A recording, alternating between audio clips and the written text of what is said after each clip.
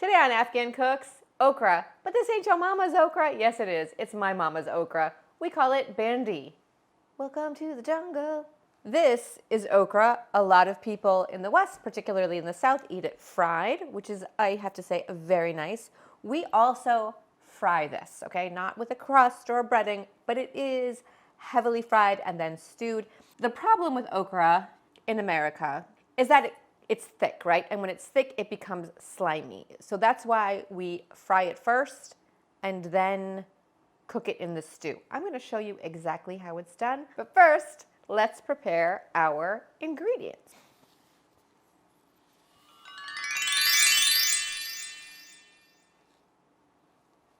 Do not do what I do to make sure your pan is hot. Don't stick your hand in it, but it is getting hot because I can tell because it's hot on my hands now. The way we make sure that our okra does not get slimy into our korma is we first cook the okra, we fry it in oil, and we make sure it gets nice and firmed up. And in order to do that, while we don't deep fry it, we are generous with the gordia, okay? We're generous with our oil. In a country, bindi is something that you eat for lunch. It's very common.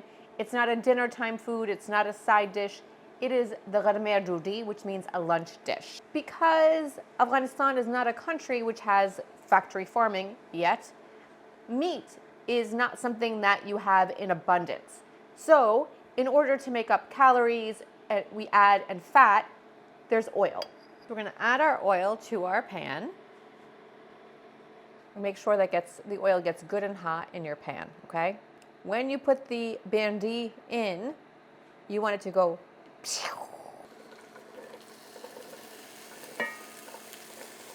We don't add any salt, no malga, nothing, okay? We add nothing because we don't want to draw out any more moisture from this. We just want this to get as fried as it can so that we don't get any of that texture we don't want inside our korma.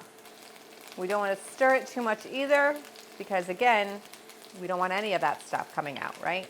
And you can see I've used a fairly wide bottom pan, like a frying pan, so that they don't sit on top of each other either, right?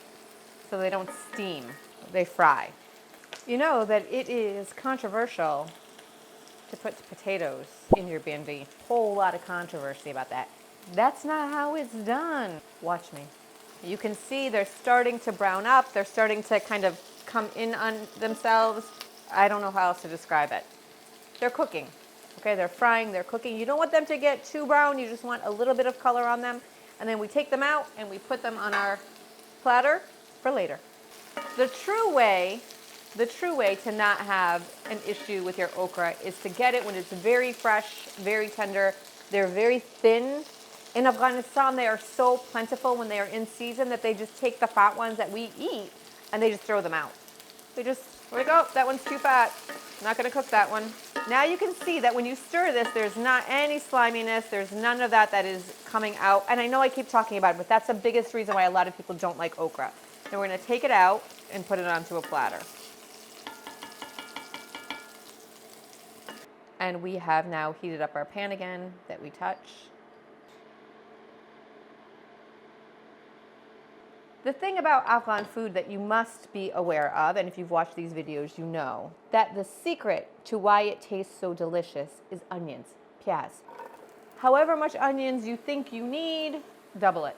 If you have one onion, use two. It is the onion that gives all of our food its taste. We are not a cuisine that uses a lot of spices. I keep repeating this, but I think it's important for you to know. So whichever video you're on, you'll know we don't use that many spices. There is a recipe that's called du pyaza. It's a meat recipe. And du pyaza means 2 onions, right? But you don't just use 2 onions. No, my friends. It is 2 ways of having onions in this dish. You use like 20 onions. We're gonna let these cook until they get nice and soft and browned up, okay? On a medium-high heat. And that's gonna take a good 6 or 7 minutes. So we'll be right back. Now to these onions, I'm gonna add a little bit of salt because I want them to release some of their moisture now too, okay?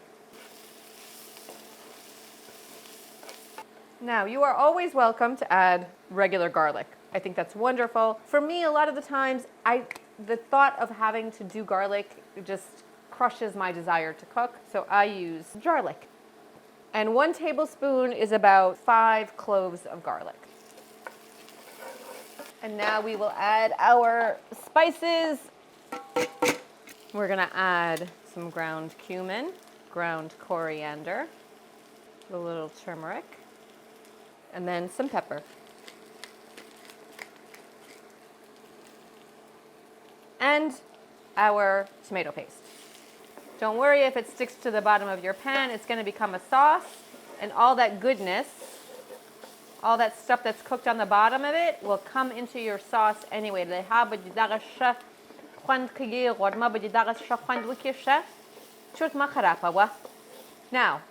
I'm gonna be honest with you. In a true Afghan Okra, this would be swimming in oil, okay? Okay? We don't eat the way we eat back home here in the West. So we have to be mindful that when we want the foods of our homeland,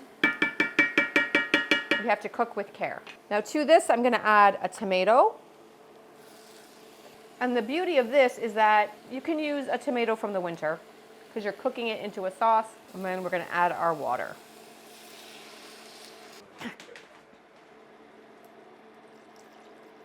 You can see our sauce is coming up to a boil. This is gonna cook until all of the tomatoes and everything gets really well combined, okay? It's gonna turn into a really lovely sauce. But while the sauce is cooking, we are also going to cook our potatoes. We're gonna take it out of this water. And again, this is optional. It's very controversial to add potatoes to bindi, but I love potatoes. I don't love a potato bolognese, but otherwise, please add potatoes to everything. Literally everything, and I will eat them.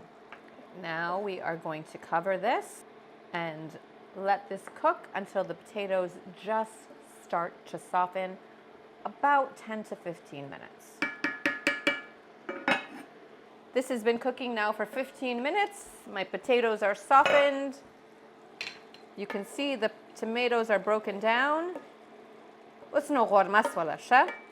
And now we're gonna add our bindi back in to our pot.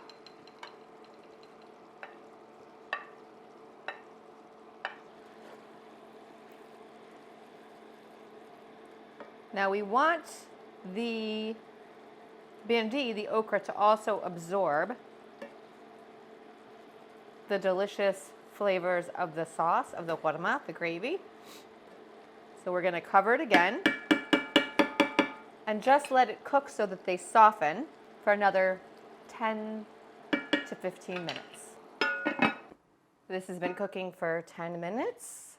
And we always have in our fridge some yogurt sauce. This is a staple in any Afghan house. You can make it up, it keeps for many days. If you want to know how to make it, the video is right there. The video is right there. Now, you can, if you wanted to, just serve this in here. Put the sauce in a pretty bowl, not in the container that we keep it in the fridge. Or you can put it on a platter. So the way we do this, be generous with your yogurt on the bottom of the platter. Now you can do 2 of these platters, and if you have a lot of people, put 1 on each end, or get a bigger platter and just put it in one. If you like this video, and I'm gonna actually taste this because it looks really good, and honestly, bindi is one of my favorite foods. If you like this video, please subscribe. You're here already, why not? Please hit the bell notification so you know every time we have a new video. We do have one that comes out every Friday, and then sometimes there's a little bonus one. And number 3, give it a thumbs up, not your tuck. Thumbs up, which means I like you. And comment, because YouTube loves it when we engage with each other and we talk about food, life, culture, etc. Until next time,